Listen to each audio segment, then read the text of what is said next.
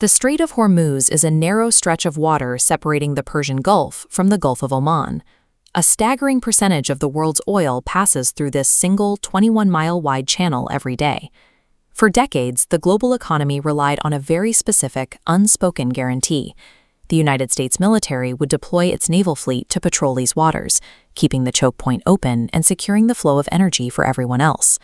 Then, Donald Trump stood before the press and bluntly stated that the United States no longer needs the strait. The American economy, he noted, had become highly self-sufficient. With a single public declaration, a decades-old American security guarantee evaporated. The ultimate guarantor of international shipping was officially clocking out. The logic was purely mathematical. The United States simply doesn't rely on the Middle Eastern oil passing through these shipping lanes anymore. Europe and Asia, on the other hand, absolutely do. This chart shows the stark disparity in energy reliance. You can see how China depends on the strait for 90% of its energy imports, and Japan relies on it for a staggering 95%. Meanwhile, the U.S. requirement sits at the very bottom. So the president issued a direct challenge to these nations, and specifically to NATO. NATO is a major intergovernmental military alliance between North American and European states. Trump demanded that if these countries want their commercial ships protected, they need to send their own navies to do it. He expressed overt frustration when longtime allies hesitated. He called out Australia and Japan, expressing surprise when they balked at the request to help police the waters, and noted the UK was moving far too slowly to protect its own assets. By refusing to absorb the enormous financial and military cost of patrolling the seas, the administration intentionally created a strategic vacuum. The global energy supply was suddenly left completely exposed. This pivot away from global policing was backed by aggressive military action within the region. The U.S. had directed massive, kinetic force directly at Iran. The Iranian government was already facing intense internal turmoil, severely cracking down on dissent and violently executing young people simply for protesting in the streets. Against this backdrop, the president declared the conflict was already militarily won. He described American forces as completely untethered, freely roaming the region without any viable opposition. This diagram shows the systematic elimination of Iran's military infrastructure. The U.S. targeted and knocked out their operational navy and grounded their air force. The strikes then eliminated defensive radar networks, wiped out anti-aircraft systems, and killed commanding leadership across every level. By erasing every layer of asymmetric warfare capability, the United States achieved absolute, unilateral military dominance in the region.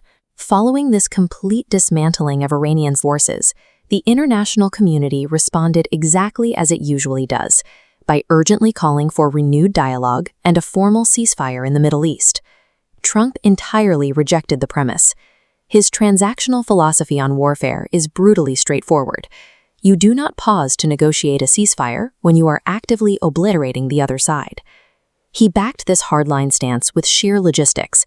The American military possessed vastly superior technological equipment and, as the administration pointed out, effectively unlimited ammunition to sustain the pressure indefinitely.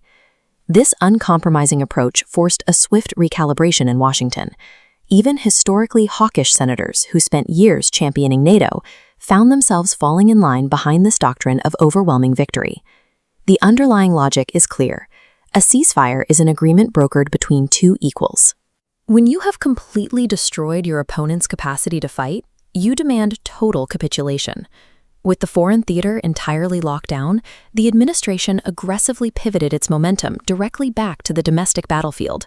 The military victory abroad converted instantly into political capital at home.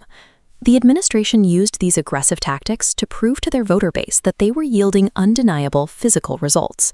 They pointed straight to the economy as proof of success. The administration highlighted how the Dow Jones Industrial Average and the S&P 500, two major indices tracking the stock performance of massive U.S. companies, were hitting record-breaking surges at unprecedented speeds. That economic and military capital was quickly spent pushing highly divisive legislation.